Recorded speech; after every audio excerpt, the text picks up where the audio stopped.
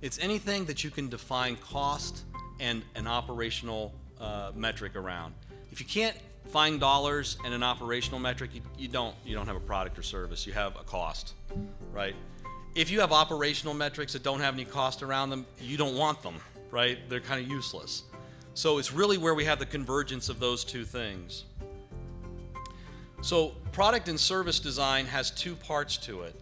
It has the non-financial piece of it, which is about architecture and provisioning and support. Those are big, scary words sometimes, so let me simplify it for you. All we want to know is, what are you doing? We have servers. Fantastic. When you have a server, how do you make it work?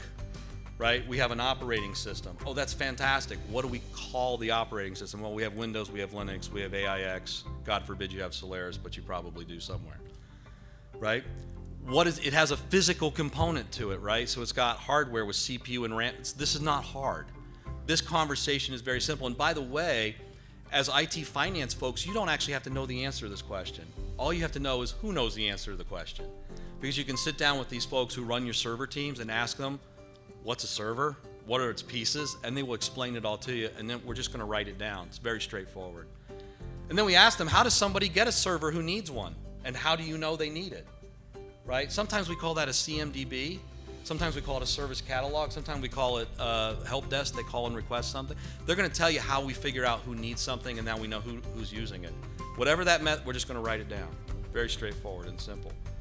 And the last part is, servers break sometimes, and servers need help sometimes. How do you support them when they're in production? How do you do it? And you know what they're going to tell you? We have server admins who do break fix, and they go out and they put patches and upgrades on the server. And we have engineers that help make sure the configurations are.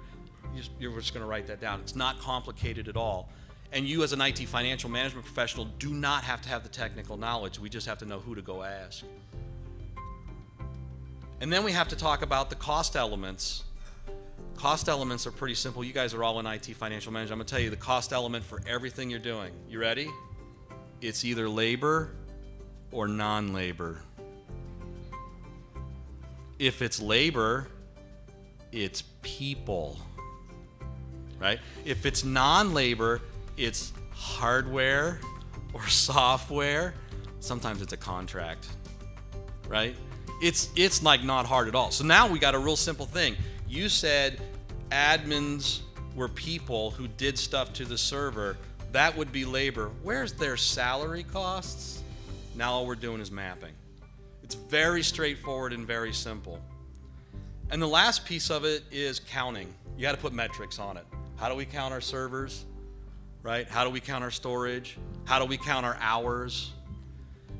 This process, and the reason why I'm sort of oversimplifying it and kind of really talking down to how easy it is because it is so critical to being successful with your IT financial management, and yet people don't do it either out of fear or out of concern that it's going to be really a big, hairy, audacious goal, and it really is not. It's a very straightforward process that you can do.